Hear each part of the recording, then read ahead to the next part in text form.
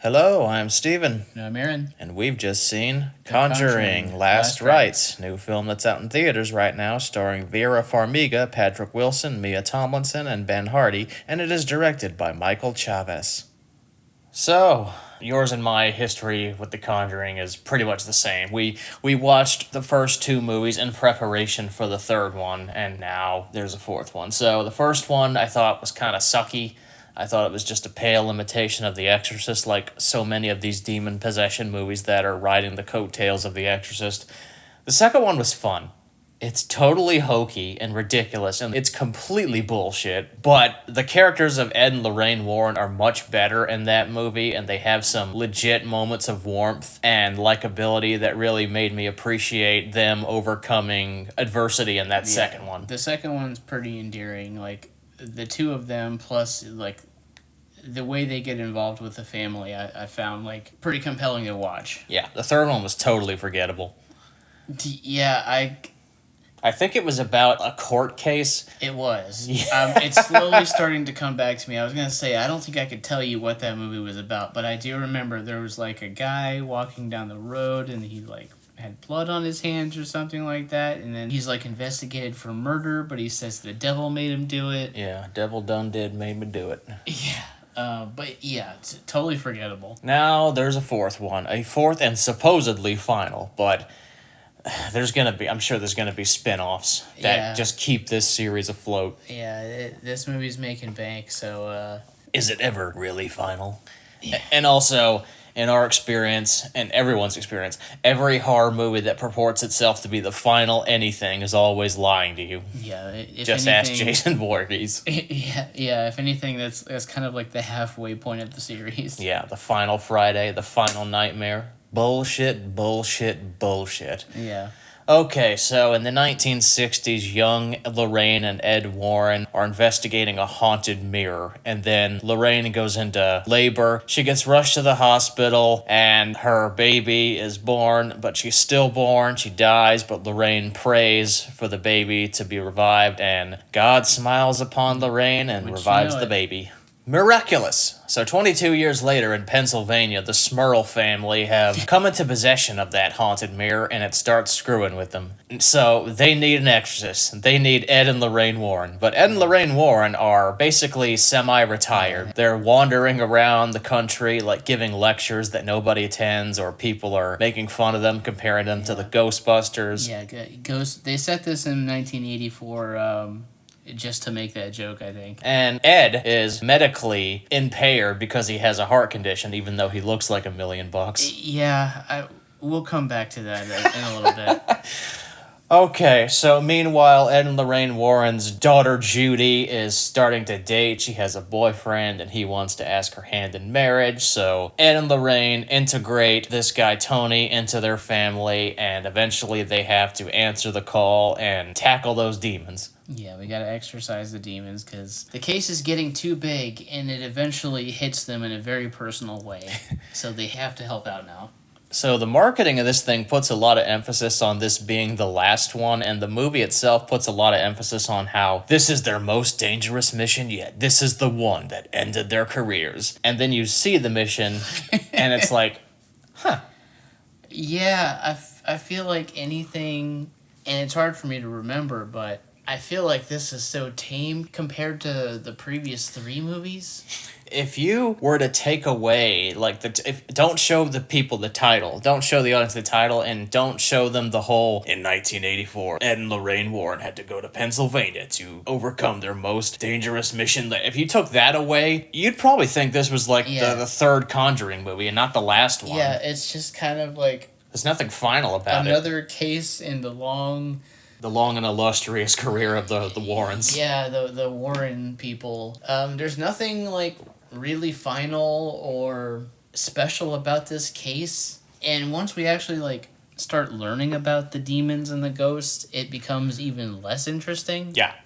Okay, so the positives, we'll get those out of the way because I don't think there's going to be many of them. Yeah, there's two of them. Ed and Lorraine Warren are always the reason to watch this. Patrick Wilson and Vera Farmiga are fun. Yeah. They have legit chemistry. They feel like a real married couple, and they're always a joy to watch. Yes, they are the glue And without them, I'm not sure how this series can continue. If it's not just a series of spin-offs, but this movie also very clearly sets the series up to continue without them if it wants to.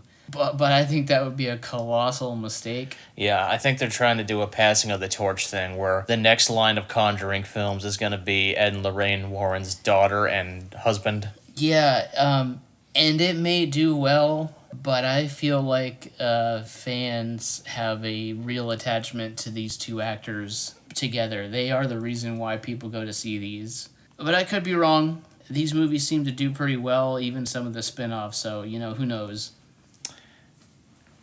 And that's about it for positives. Okay, I guess I've got a couple more. They are the major ones. I thought the production design and the cinematography for this one were like surprisingly great. I think the movie looks like pretty fantastic. It's shot really well. I like the setting. Are you talking about the Smurl house? Or? Yeah, the Smurl house. It's like the 70s like suburbia that's got this giant factory looming over the town. Yeah, it's got this industrial plant like looming in the background ominously. Yeah, it's like you've got the colors of the suburbs, and then you've got this gray and smoky, evil background behind it. It's like Edward Scissorhands. Yeah, so yeah, I thought the movie was really well shot. I like the way it looks. The production is very nice. Yeah, oh, that's good. I thought the other two main actors, Judy and Tony. Yeah. I thought they were fine enough for what they did. I appreciated the boyfriend character more, Tony, because these movies, you always have the trope of the boyfriend who's like an asshole and like gets killed off, or he has like a face turn in the third act. But this guy's actually like a good guy. Yeah. The whole way through. So that was pretty nice to see for once. And then the Smurl family, they're okay. They don't get as much development as they probably should. And some of the stuff that happens to them is like legitimately like kind of insane to see.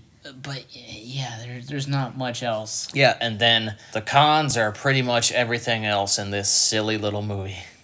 Well, I mean, it's not silly. This all actually happened. Yeah. Yeah, bullshit.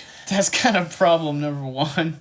Yeah, that's always been the consistent problem with these films, is that they purport themselves to be based on a true story, which always means it's horseshit. Nothing about this feels like realistic or like it actually happened. Yeah, but none of these movies have even attempted to feel realistic. They're literally fighting giant monsters who rampage through houses and lay waste to the architecture. And that happens here too. Annabelle has another shoehorned in cameo where for some reason little Judy hallucinates, well, I guess maybe Annabelle projected herself across the country to Pennsylvania to become a kaiju for a few seconds. Yeah, that was kind of another sequence where it's like, if this wasn't so silly, this would probably actually be pretty effective. And if I wasn't questioning the logic of it the entire time, this would probably be an effective scare sequence. But, instead it comes off as just kind of silly. The whole climax where they finally do start to exorcise the demons and fight back, it's just so overblown and silly. And the whole movie, you're waiting for the Warrens to get involved with the case. This movie's 2 hours, 2 hours and 15 minutes to be exact, and the Warrens don't get to Pennsylvania until an hour and 20 minutes into the film. I was counting. There is a lot of setup. Yeah, it takes such a long time to get to the reasons why everybody is here. But at the same time, like, once we start getting to the silly demonic stuff and fighting demons, I kind of, like, wish that we had just stayed with the family stuff and gone back to watching them just be people. Yeah, the Warrens' interactions with the Smurl family aren't all that compelling, except for, like, one of the earliest scenes, and probably the only one, really, where real warmth shines through, where Ed is making pancakes for the family. Yeah, that's probably, one of the best scenes in the movie because it does remind me of some of that stuff like in Conjuring 2 where it is just them hanging out with the family and getting to know them and care about them. There was a really charming sequence in Conjuring 2 where Ed grabs a guitar and he like does an Elvis Presley impression for the family, and it's really cute. So yeah, that little pancake scene was like the highlight and like the most warmth we get. Yeah, that we really needed a lot more of that, especially since the Smurl clan is so big. Yeah, there's a lot of them. There's like not enough like to go around for everybody to get some kind of interesting scene or moment. The first hour of the movie is just like we're setting up where the Warrens are in their careers. We're setting up the daughter. We're setting up the past when she was a baby. We're setting up the boyfriend. We're setting up this other father character who's involved. There's a lot more going on, and they sacrifice like a lot of the humanity and the warmth of these two and the reasons why some of the previous movies worked so well. And then we just get the silly demon climax. And the demons themselves are so stock and generic. It's rednecks. Yeah, I felt like I was watching 13 Ghosts. It's like, okay, so they lifted 3 of the ghost types out of that movie and just plopped them in here. You've got generic axe redneck. And then you've got creepy smile lady. Oh man, I forgot about Smile Lady. Yeah, these designs, I hate to say this because everybody says this, it feels like type in Ghost of the Week through the AI filter and oh, here we go. It's the ghastly grinner. It's like it's like a creepy old lady with a Joker makeup on, and she's like smiling, and she's got this ridiculously big smile, and she's creepy looking. Pale face, dark bags under the eyes, giant grin. Woo! Yeah, the lamest demons and ghosts I've ever seen. Then make way for Redneck Man in overalls with an axe. Haven't seen that before. Yeah, just the most generic ghost designs, nothing interesting to look at, and even like the device that they are like tied to, like this mirror. The mirror doesn't really do anything interesting. Oh, well, it rotates. Yeah. It turns into Tasmanian Devil. Yeah, like it gets broken and then it's just back with no explanation. Spooky. When you get to the fun stuff, it's not fun because you're just watching stuff you've seen done 100 times since the 70s. And it happens way too late in the movie. And then we were talking earlier about how Ed is medically impaired because he has a heart condition, but he looks fabulous. I could not stop thinking about this the entire movie because at this point in their careers, I would imagine the Warrens, Ed and Lorraine, are probably supposed to be in their 50s, 60s maybe. And if you compare pictures of these two actors to the actual Warrens, Patrick Wilson looks amazing. He does not have this like schlubby, like mid-50s kind of cowboy type character about him where he's got to go to the doctor and watch what he eats, and he's got to take his heart pills that he doesn't have a heart attack while he's playing ping pong. Yeah, Ed Warren in real life looks like the pharmacist that you'd see in old movies from the 40s. Like, we just watched him a couple years ago in Aquaman. Yeah. And he's ripped. Yeah. Dude's ripped. And you're telling me that he's got to like take these freaking heart pills and watch what he eats. Like, oh, I gotta watch the bacon, darling. If it was Patrick Wilson with his Watchmen build, you'd have something. Yes. Like, if he looked like Dryberg looked, then that would be one thing. But no, dude's in good shape. He looks great. It's preposterous. So, yeah, that's a thing that they try to make a point of tension in the movie, but even that doesn't work, and they can't commit fully to it. Yeah, just stupid. And then like some of the side characters, they're just fodder just to set up the story. Yeah, there's a priest guy who's basically there to be the expendable priest from Amityville Horror who motivates the Warrens to accept the mission and go to Pennsylvania. But was that guy in the other two movies? I don't remember. I don't remember, and this is speaking of things you don't remember. I think you brought this up while we were watching. Like, I think you had whispered it to me. I don't remember the daughter being set up. Yeah, me neither. Now, we could be totally wrong, and these movies are just that forgettable, but I don't remember them having a daughter. Yeah, I don't remember that being a factor at all. And it could just be that the Warrens are such lousy parents that we didn't notice or see them because they, just were never around. Yeah, I don't know. they're grossly irresponsible. They keep inviting people into their spooky room. Yeah, yeah. Which I do remember them doing that in the other movies, bringing people for a tour of the spooky room.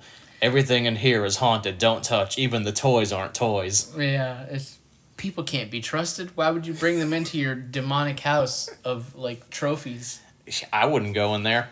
I don't want that shit rubbing off on me. Yeah, especially since it's all real.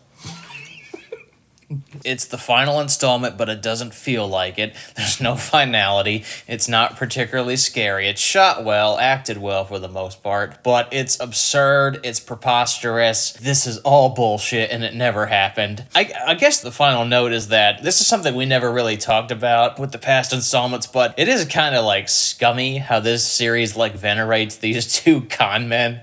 There's the whole text at the end about how it was the research of Ed and Lorraine Warren that brought legitimacy to the paranormal investigating that the scientific community rejected. It's like, no, it's still bullshit. It's still hocus pocus. Yeah, I can't say for sure because it's hard to remember like how much of this was in those first two movies at least, or in the third one. But it really feels like this is the one that goes out of its way to like deify these two characters and these two people. That's blasphemous. No gods before number one. Yeah, that's true.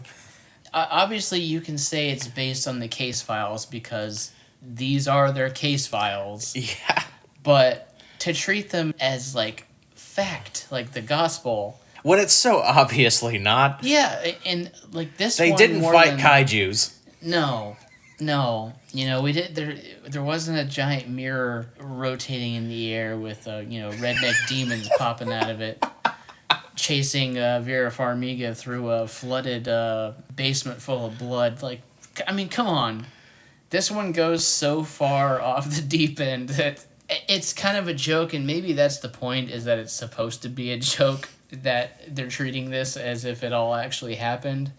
But to me, it just comes off as like just scummy to kind of honor like their legacy in this kind of way when it's so obviously all fake. It doesn't have the self-awareness of The Pope's Exorcist, which is a movie you and I want sequels to. Yeah. That movie treats its material as if it was like based on true events, and then it turns itself into the Avengers, but with demons. That movie knows what it is, and the people making it know what they're doing. That Russell Crowe performance is so over the top. There's no way it wasn't deliberate. Yeah, but here there's like no self-awareness. It's all played sincerely. At the same time, it is that sincerity with the two actors that makes any of these worth watching to begin with. So yeah, and as a send-off for these two, I guess it's fine, like the final note they end on, but also it doesn't live up to the hype that the movie itself was putting on it about this is the case that ended their career, and it's like, yeah. I was expecting these two to be like dead or seriously impaired by the end of it. I was expecting like some very personal loss or tragedy to happen or befall the Warrens where they had to get out of the game, but it really is just like another case. Yeah, they seem pretty all right by the end, as they always are. Yeah. So, I mean, I'm sure we'll be doing this again in 4 or 5 years for Conjuring 5, whatever they end up calling that. Money talks, baby. It sure does. So what is your final number grade on a scale of 1 to 10? I didn't hate this movie. Yeah, me neither. Yeah, it's not terrible. I wouldn't even say it's bad. It's just really mediocre. Yeah, it's the most 6 out of 10 movie of the year. Yeah, that's right where I'm at, is a 6 out of 10. I love, P. Willie and Fee-Fam, but they got to come up with something better next time than, fighting rednecks in a basement. So that's Conjuring Last Rites. Yeah, before we started this, I almost forgot the title too. I had to look it up. Yeah. If you're a fan of the series, you'll probably like this. It's consistent with the rest of the films in terms of being incredibly middling, so have fun.